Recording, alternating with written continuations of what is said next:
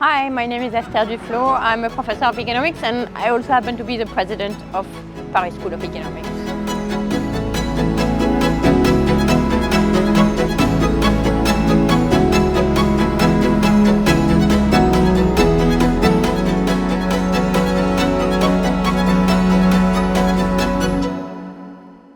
Well, the CEPR PSE Policy Forum is really our flagship event. Only in its second edition, but it's really what we want to do is to showcase the best academic work and its relationship with important policy issues. So of course I wanted to be a big part of it. So during the keynote lecture I developed a proposal that I have to put a number on the moral debt that rich economies have with respect to poor economies because of our contribution to CO2 emissions that cause climate change. So I started to put a number of how much that is. That's about $500 billion a year. And then explain where the money might come from.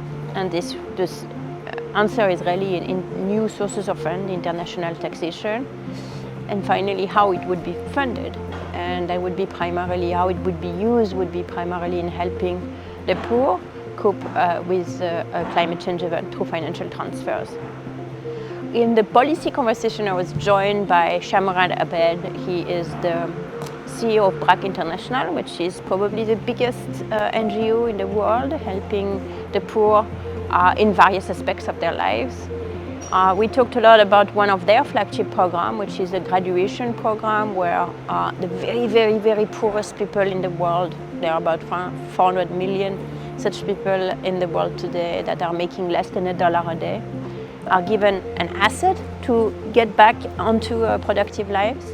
He talked about this program, the impact of this program that has been shown across many countries and over time, and how both this program and in general their programming needs to be adapted in response to the changes brought by climate change.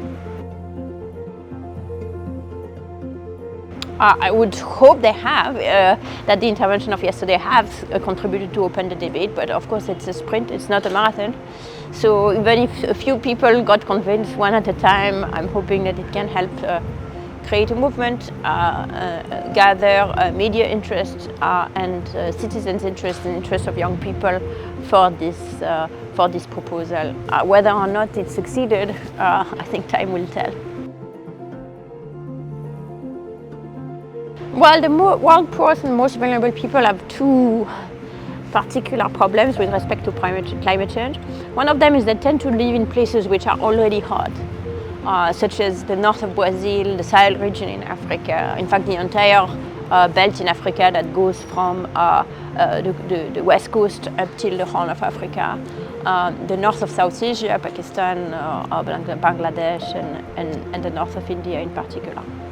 And as the planet warms, these places will experience more of the very, very, very hot days that makes it difficult to live. So for example, we just witnessed a massive heat wave in India and Pakistan with temperature above 50 degrees where you need to shut schools, you need to, people cannot work anymore. If they work, they might die of heat stroke.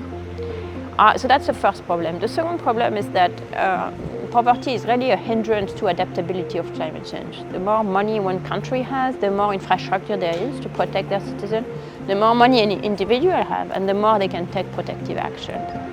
So poor countries have less of that, and even though they have more of the consequences of climate change, and that makes them particularly vulnerable.